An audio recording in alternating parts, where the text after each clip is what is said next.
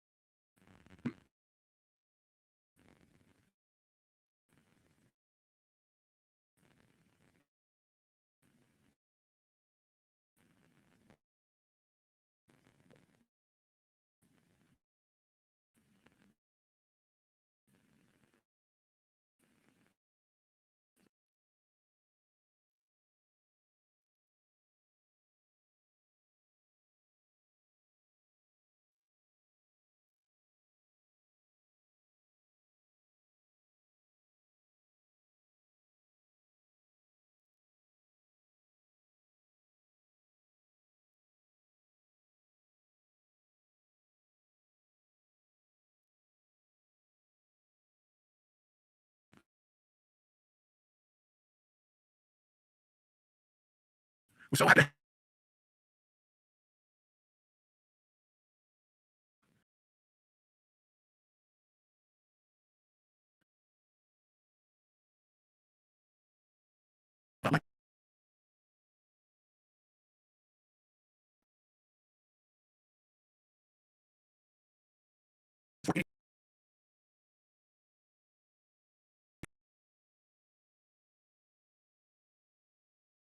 Planning.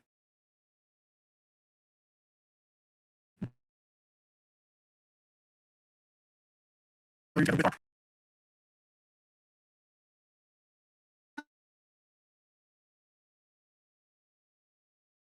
to bring up history.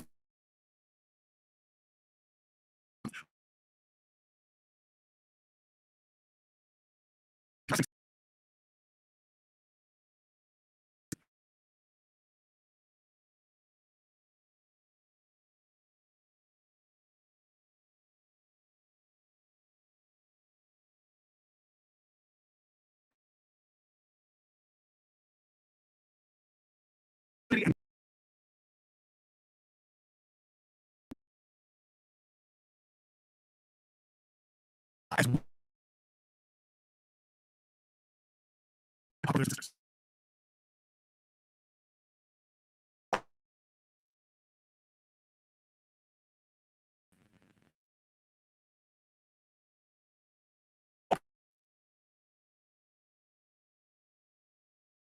Looking at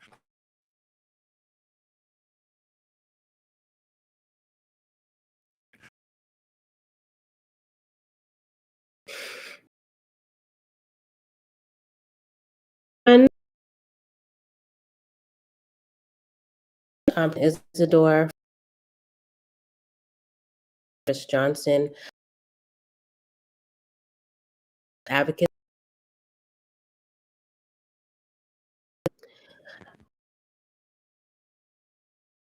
To give a visual background, I am a gold tee with books on them.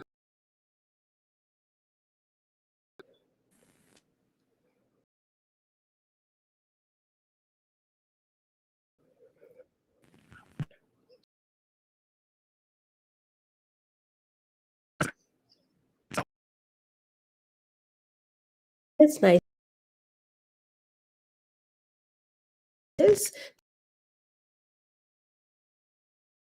The St. To give you a visual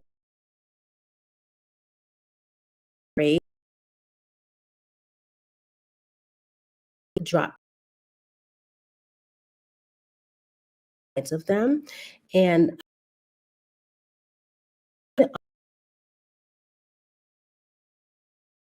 my name is the actual sign.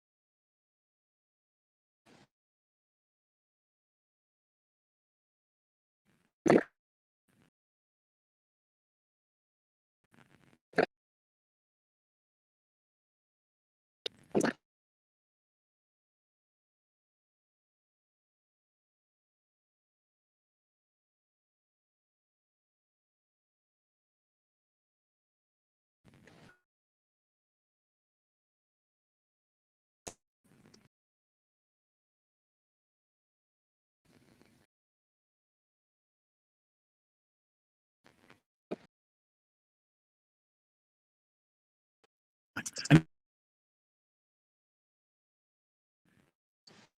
to me, President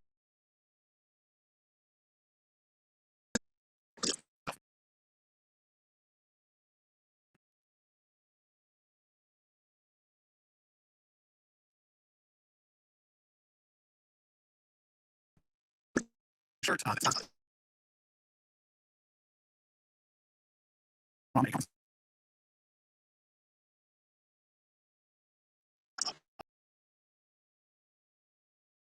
here's what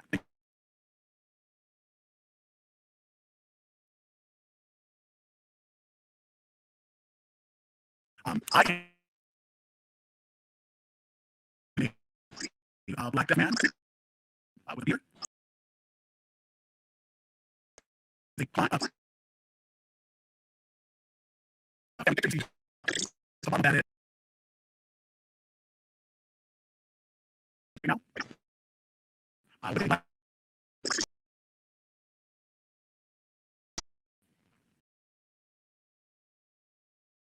uh, red green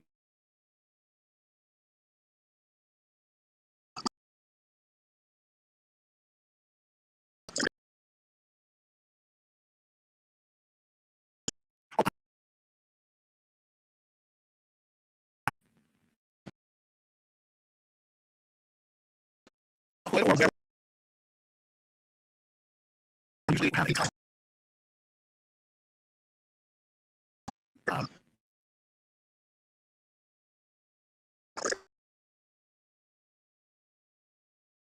was murdered in Florida.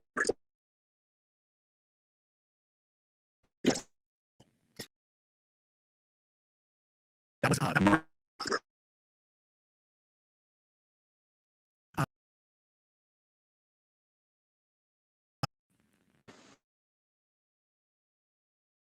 was just a young man. He was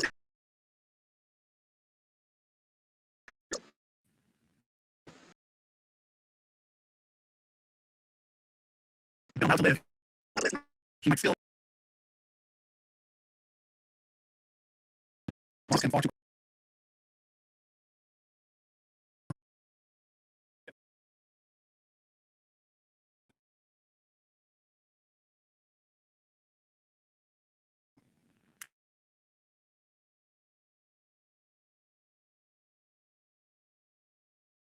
See this reputation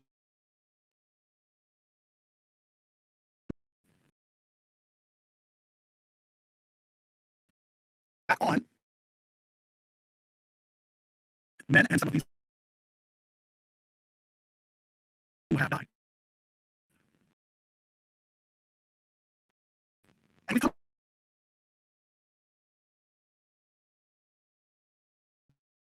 the president.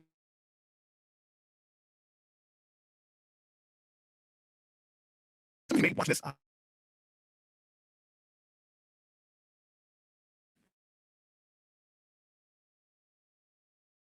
our history during this.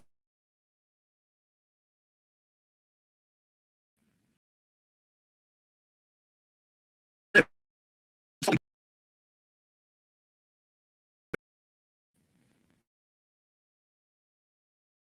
we must do for the next generation.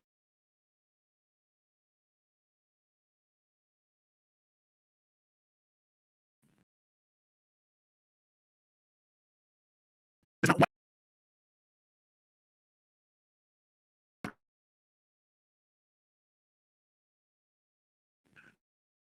so we just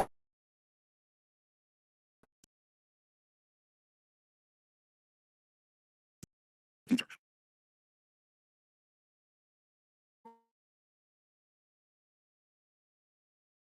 So now the ancestors for our project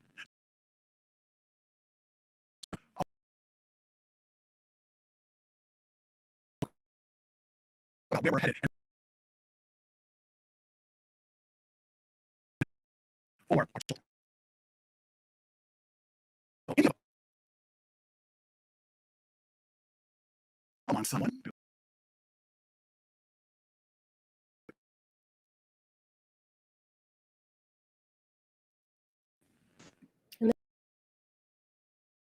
us to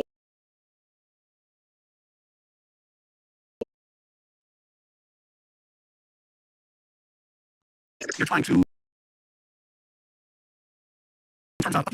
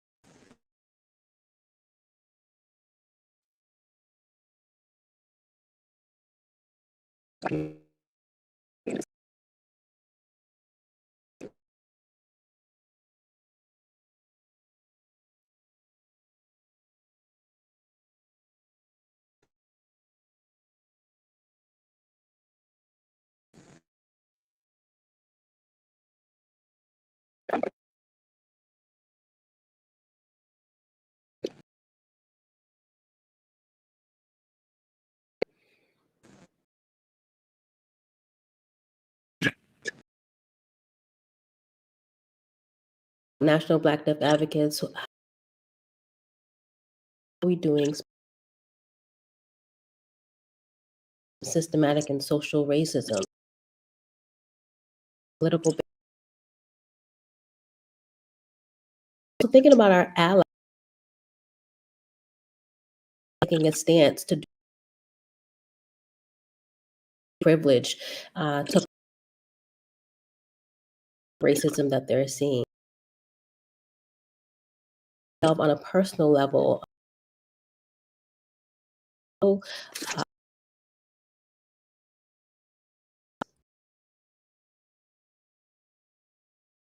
Being made. How are we do? When we look back at history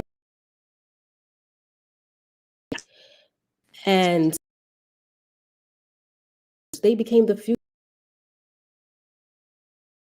like with the dogs, not to complain, but to have just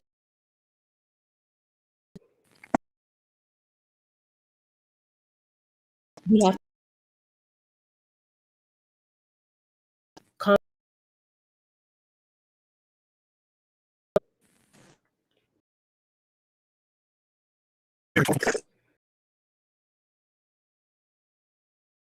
when we start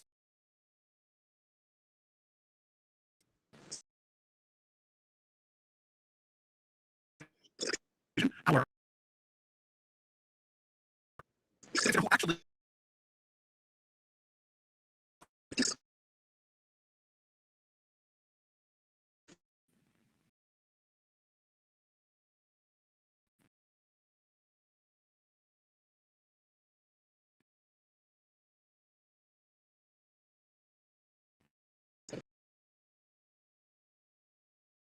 LGBTQ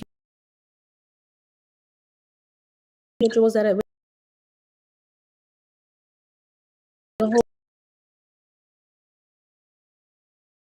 community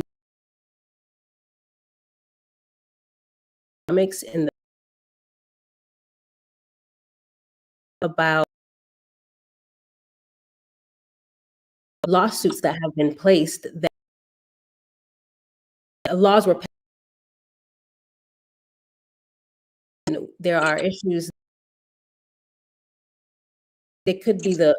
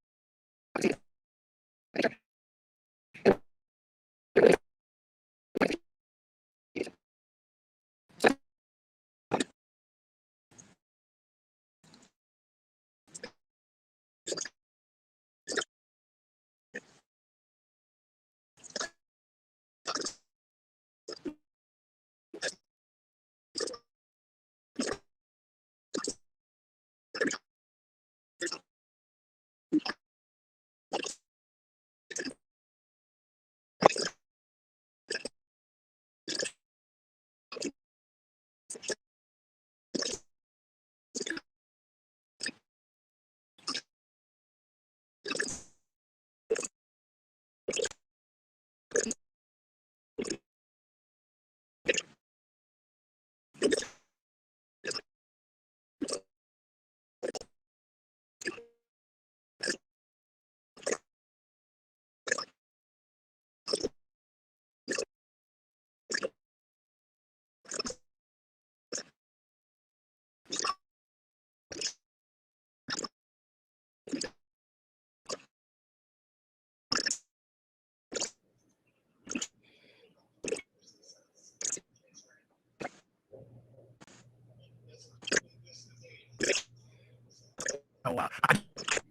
I do recognize that.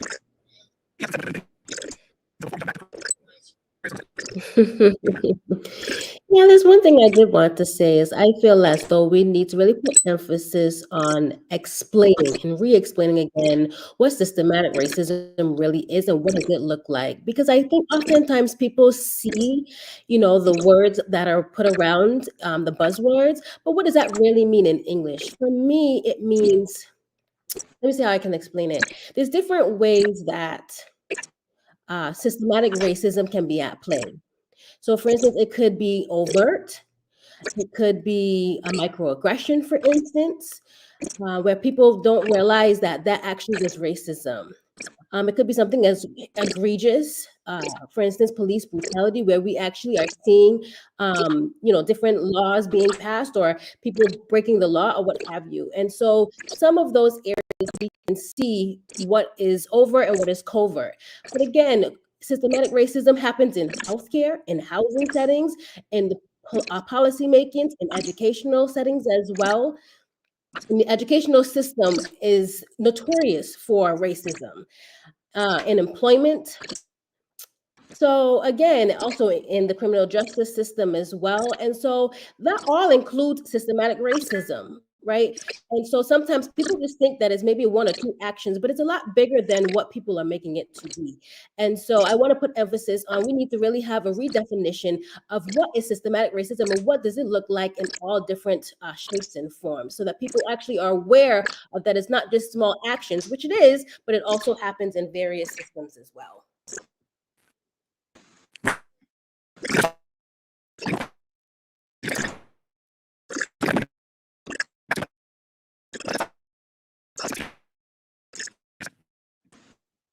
I think oftentimes many people may not be clear about how would I say this? Again, what does NBDA provide, for example? What local resources are able? I think there is two different lenses to look at. NBDA may be involved in empowerment of our youth, social justice, et cetera, developing curriculum, et cetera.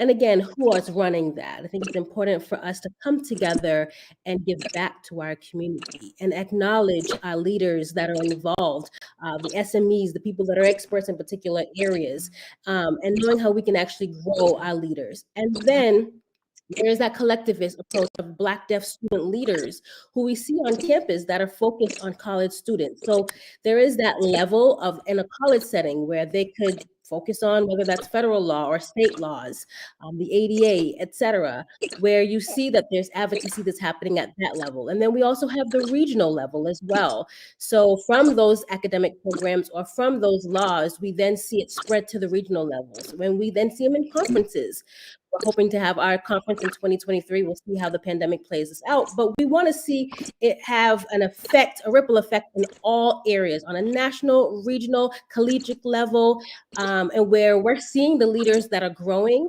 And we, as current leaders, can actually step back and really see our future leaders growing and flourishing.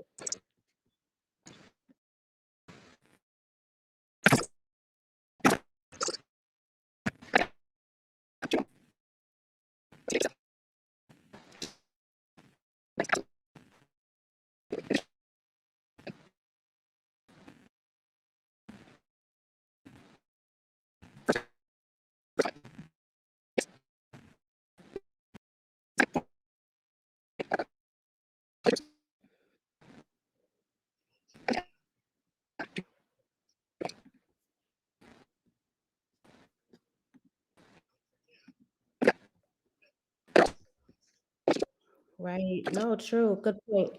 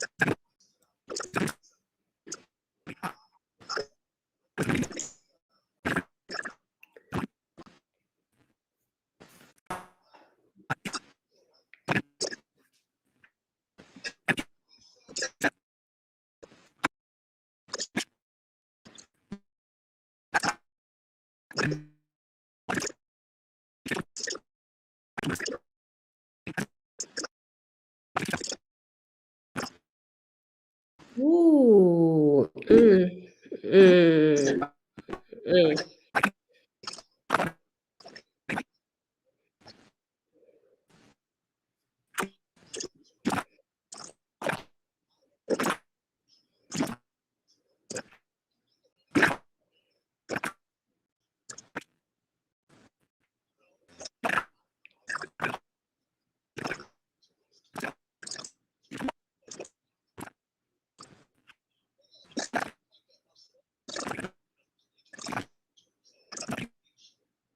Mhm.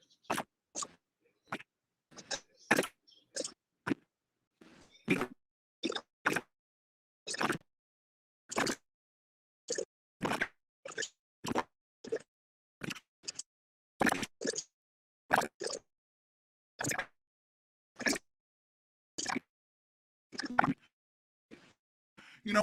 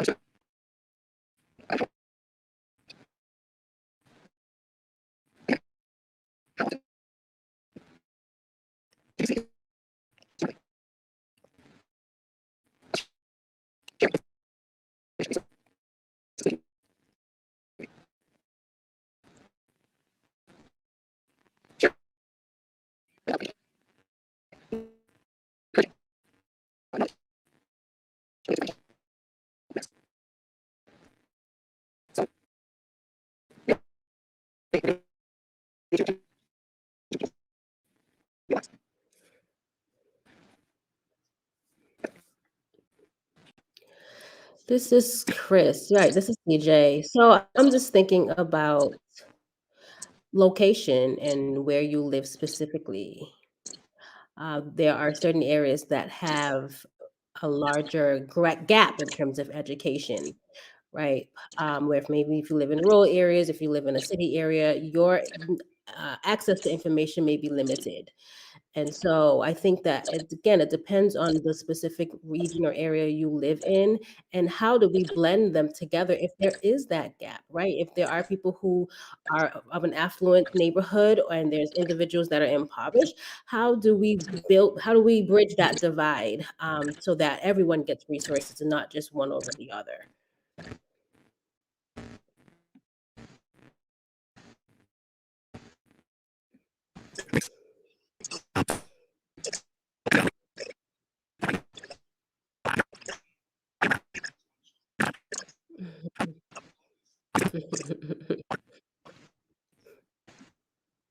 Hey, hey, I see you.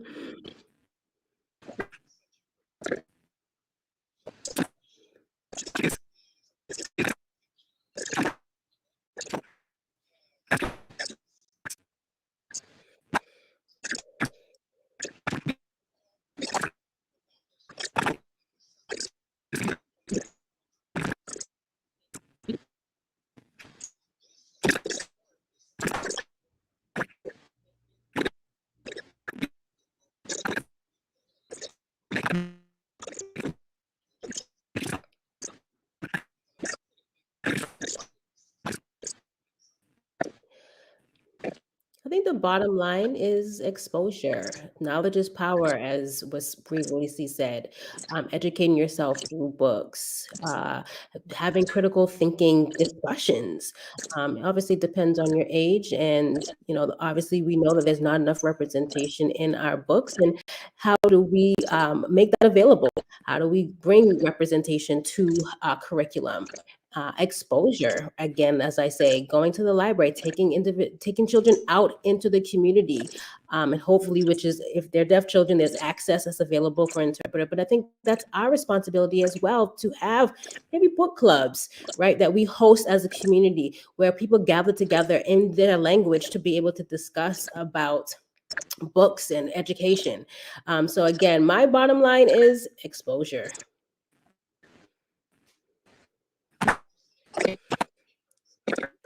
No, you, Marcelette. Yeah, okay, I'll take a bite. Just to add on to what Chris has said, I think another way, absolutely, exposure for sure. I can't negate that. To be able to be hands-on in experiencing knowledge, there's different levels. So I think the first step is exposure, exposure from your parents, friends, teachers, um, but then also the school board, right? The school board is prevalent because they are the ones that are creating the curriculum. And oftentimes we see curriculum, they need to be changed.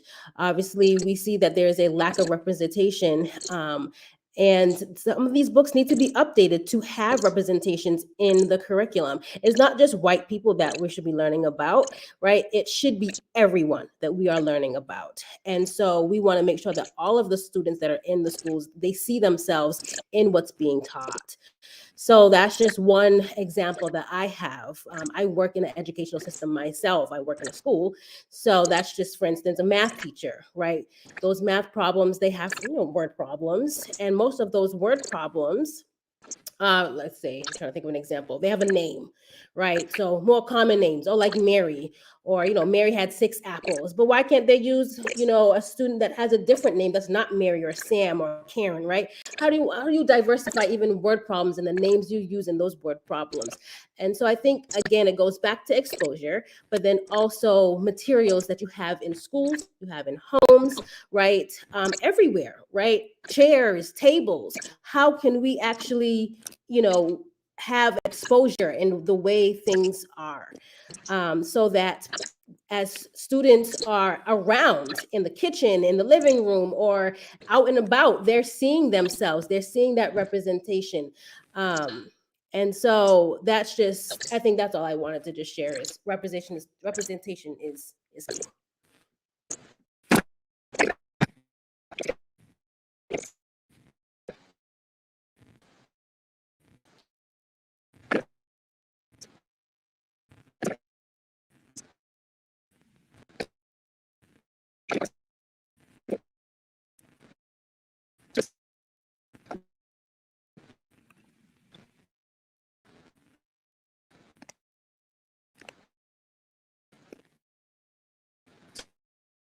key.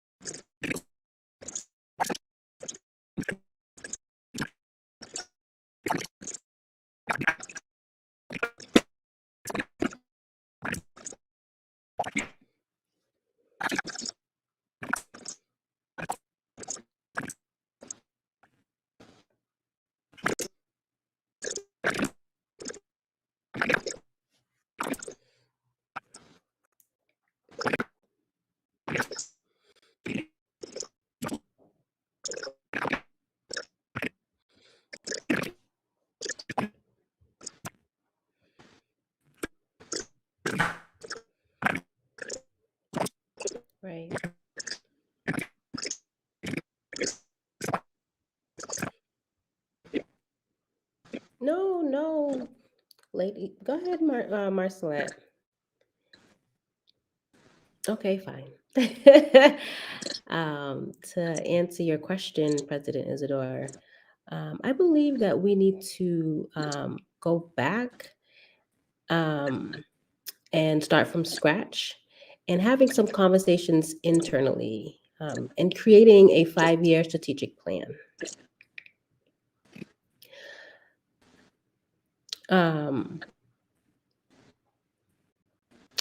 I'm thinking about volcanic rock, where you can actually have, for instance, a blueprint, something in where you actually have something that you're measuring what you're doing, where you're going, and we also can build in as we're going along.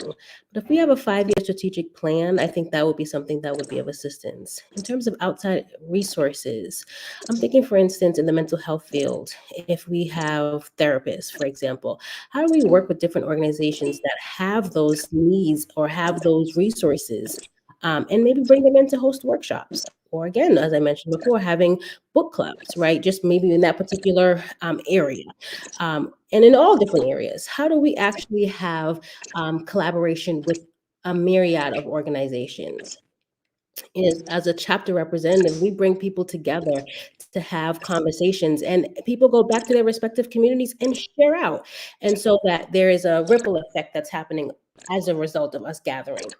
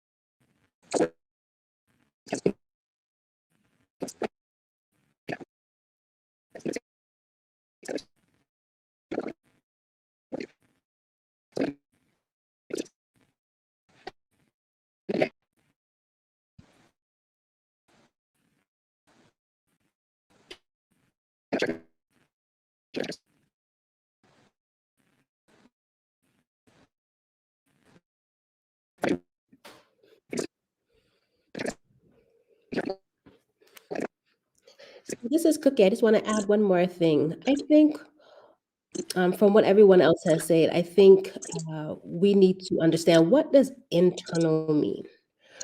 I think one of the best ways for students to learn is developing relationships with their teachers. Once they have that rapport with their teacher, then they actually can learn. And so we need to actually, on an internal level, we need to get inside places. We need to actually get inside schools. We need to get inside different organizations and develop relationships. And once we have that relationship, we can then start to actually make traction. So I think that is one way, is building those relationships that can actually create um, the growth that we're looking for.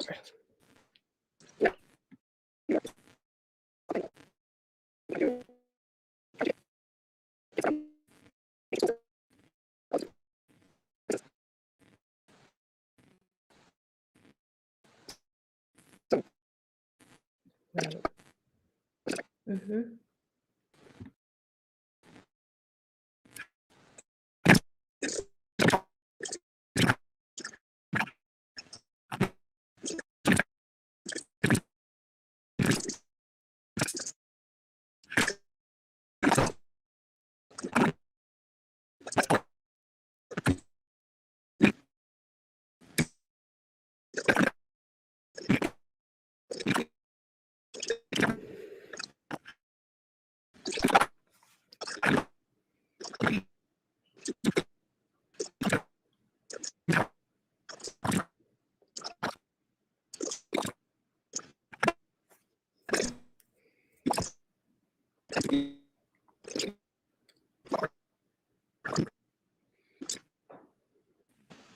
This is Chris jumping in. The first step is to be a member, of an organization. Of course, it depends on your comfort zone and your level of experience. Some of you maybe want to be behind scenes and maybe work in areas that are now not out front. Um, or maybe you require mentorship to become that leader. But I think that knowing your strengths and weaknesses. I mean, thirdly, I would also say is being involved in different meetings, events, so that you can learn more about, again, what are your areas of expertise and what exactly is needed in the community? Maybe versus which is maybe involving communication, or it could be related to marketing or video editing, giving presentations or workshops. Like, what exactly where does your strengths lie? What can you actually contribute? Because I think 50% of the time, of course, going through the pandemic, we have to think about 50% of us, we were going through what is our strengths and our weaknesses, unpacking, and now how can we actually contribute to the community.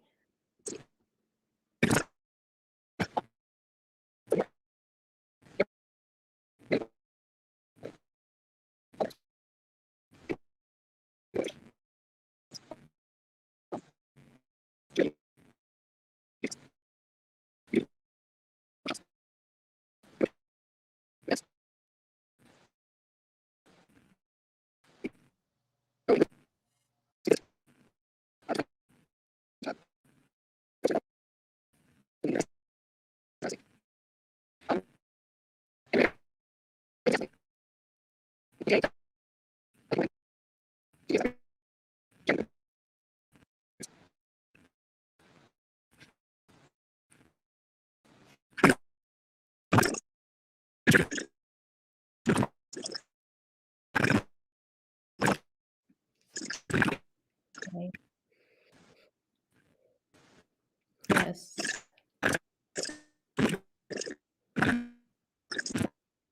Absolutely. This is Cookie speaking. I want to add again, we have to get in. We have to get into systems. We have to build relationships. We have to join places. And also, like X-Men said, taking action and also um, continuing to learn. It is a journey, continuing to know where is lacking, right? It's a never-ending journey. And so continuing to do that, unpacking and taking a look at yourself, but then also being involved, volunteering, and seeing what is out there and building those relationships so that these gaps can actually be filled.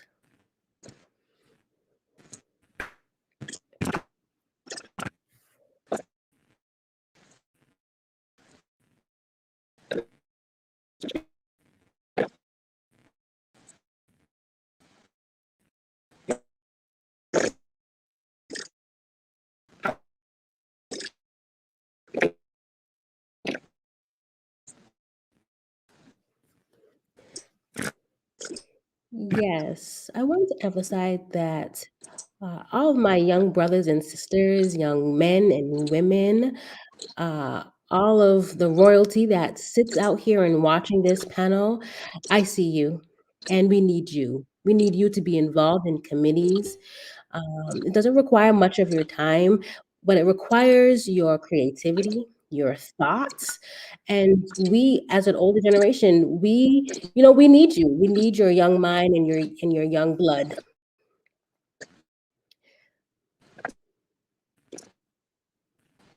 I also will admit that I never ever considered being president. Someone had came up to me and said, "Chris, you can do it." And I thought to myself, I didn't, I, I didn't think I could do it, right? Um, but I remember that person who wanted me to be president. They mentored me. They allowed me to be involved. I got involved, and here I am seated on this call as president. Same should be for you.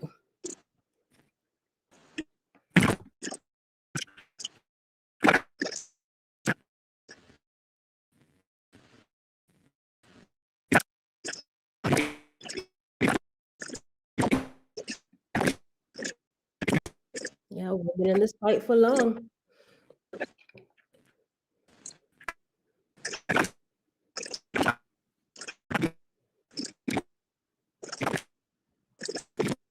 Right.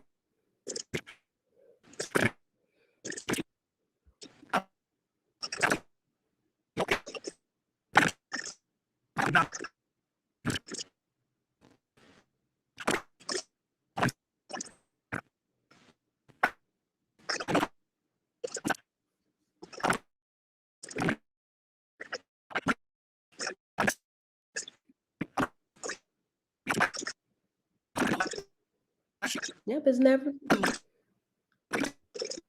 never too late.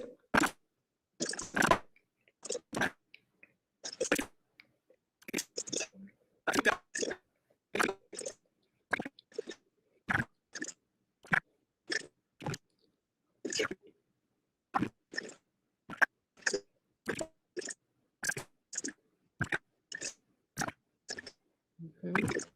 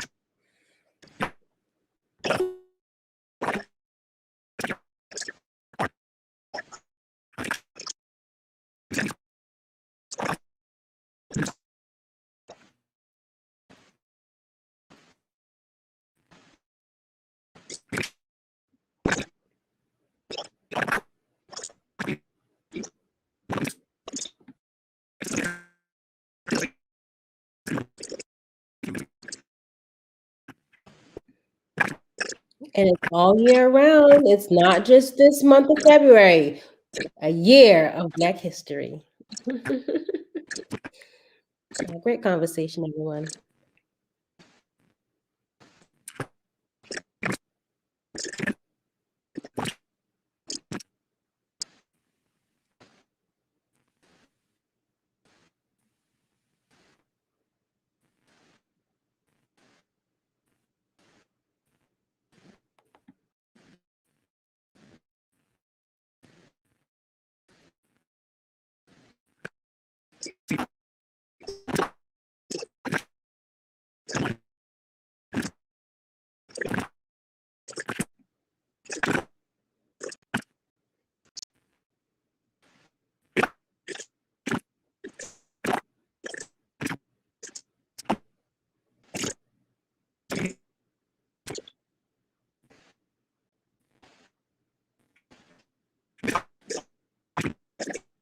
Yeah, that's right.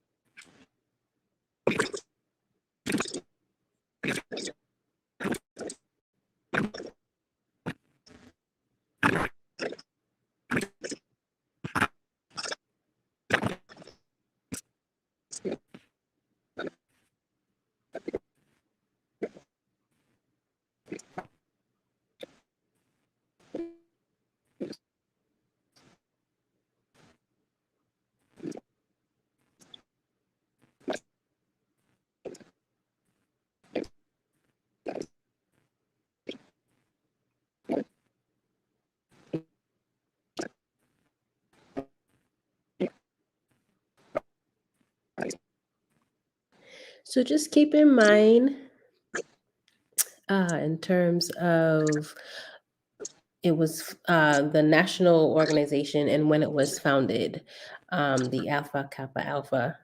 Um, it was founded in 1972. So we were actually supposed to have a big commemoration last year, but it's now October 15th, 2022. So keep an eye out for more information for Alpha Kappa Alpha and how we are just so very grateful for that chapter.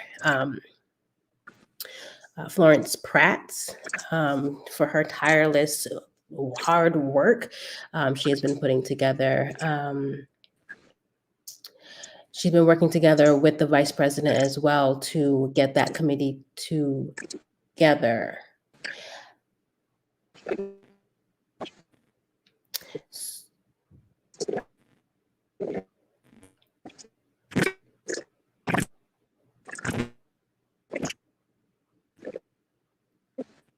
And that's just a correction to the interpretation. The gala for the DCA BDA will be on October 15th, 2022 to celebrate its 40th year.